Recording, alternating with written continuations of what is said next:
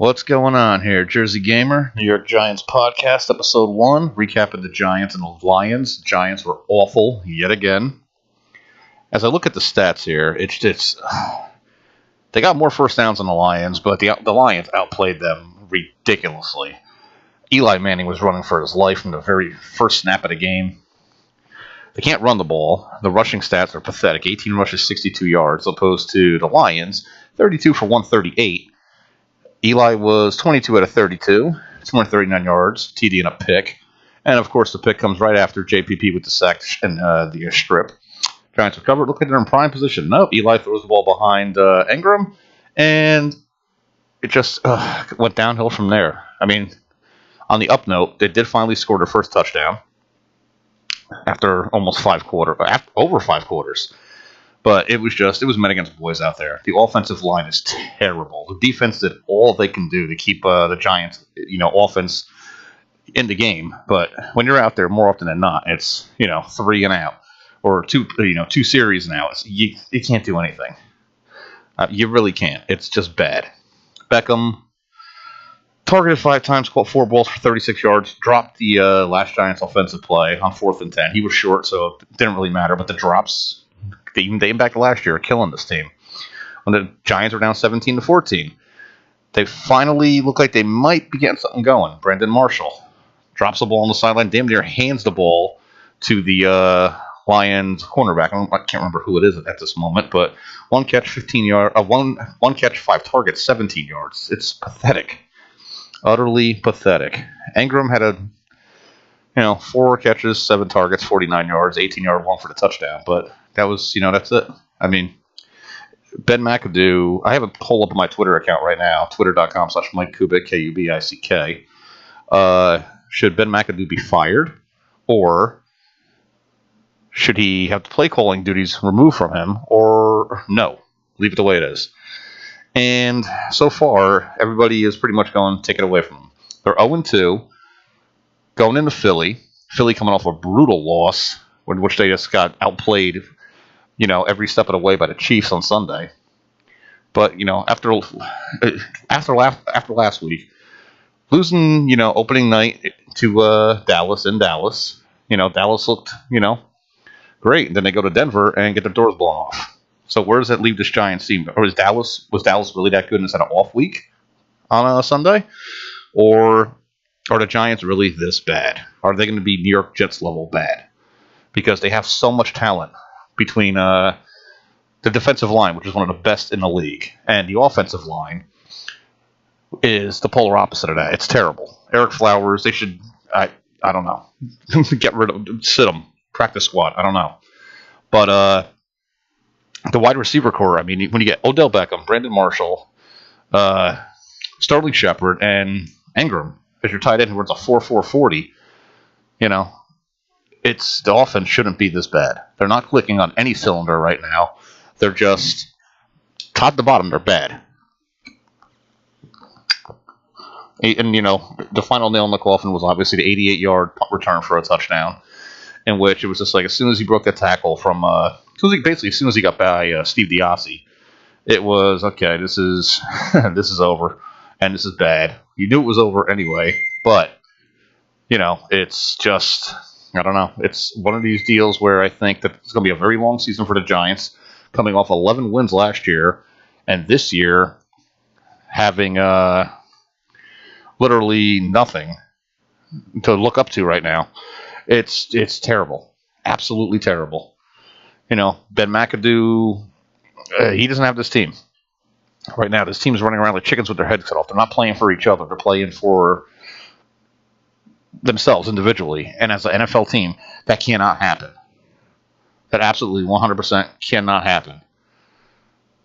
But, last year they made the playoffs, got bounced in the first round. It's going to be very interesting to see over the next 15 weeks and 14 games where this team goes. It's going to the division. You don't know what it is. It's only 2 weeks in. Everybody's 1-1 but the Giants. And they're hoping to avoid an 0-3 when they face Philly next week. But it's going to be definitely interesting. But for the Lions to come in And the Lions are a notoriously bad first three-quarter team. Set an NFL record last year with 8 come-from-behind wins in the fourth quarter, 6 of which their kicker either tied or gave them the lead. And they won. They won this game from the opening kickoff. The Giants seemed to lose every single battle up front in the offensive line. Eli Manning was just, when your quarterback is literally running for his life, you're not going to get much done. Eli is on a mobile quarterback. He's tough. He takes shots. Good God, does he take shots. And he is tough. But, the Giants gave up 3, 4, 5 sacks. 5 sacks. And it's just terrible. And the Giants ended up getting 3 themselves. Munson had 1, JPP had 1 on the second strip, and Wynn had 1. But, for a Lion team, that didn't have really many turnovers last year defensively, they've gotten, 5 already this year. And I think they said on ESPN they had a total of 14 last year. So who knows, maybe the Lions are going to be one of these surprise teams that shock everybody and go on a run, sort of like the Giants did a decade ago. And the 2017 was honored at halftime. And, of course, ESPN doesn't show that. Why would they? It's something really cool, but they never do, never will. So I don't know where this team goes from here. I really don't. Hopefully this is their rock bottom. I don't know if it is. Only time will tell if it is.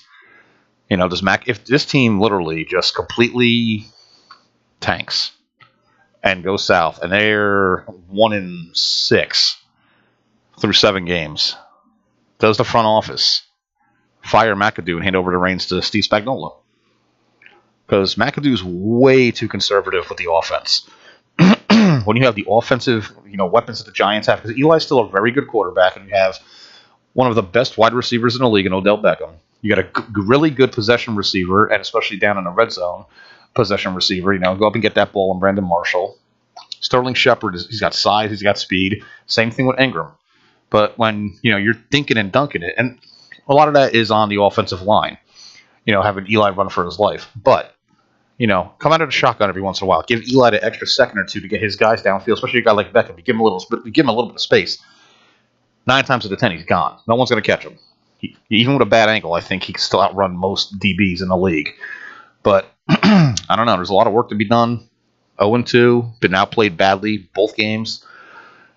Giant Stadium booed numerous times. When you're down 14 points and you're running the ball, and you don't have the running backs to do that. You really don't. You don't have the running back. Like Shane Van Reed led the team in rushing yards. 6 rushes, 28 yards, 4.7 yard average, and an 8 yard long. Darkwood was next with 3 attempts, 17 yards, 5.7 yard long. Check that 5.7 yard average and 11 yard long. Perkins, 7 attempts, 10 yards, 1.4 yard average, 4 yard long.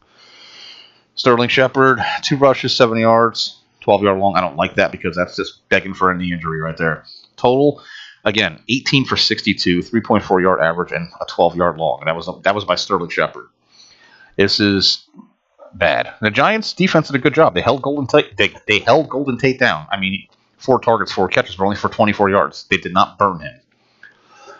The defense, it's good. The offense is a mess. When you put your defense out there, especially in tonight's weather. Tonight, here in the Northeast. Sorry about that if you heard I had the cough. I got a very scratchy throat. 72 degrees with 80% humidity, meaning it probably felt like it was in those low 70s, upper 70s, low 80s. And it's kind of hard, when you're a defensive guy to play that way. It's next to impossible. I've played football, never professionally, but I just don't understand how, you can't keep your guys out there that long while they're getting pounded upon. And then, expect them to come out and continue to stop. And you see on the last drive that the Lions had, it was just bad. Abdullah broke off that 34-yard run late in the game. It's I don't know. As a fan, it's frustrating. It's annoying because this team has talent and could be a force in the NFC East. But Time will tell. All right, guys, I'm out. Later.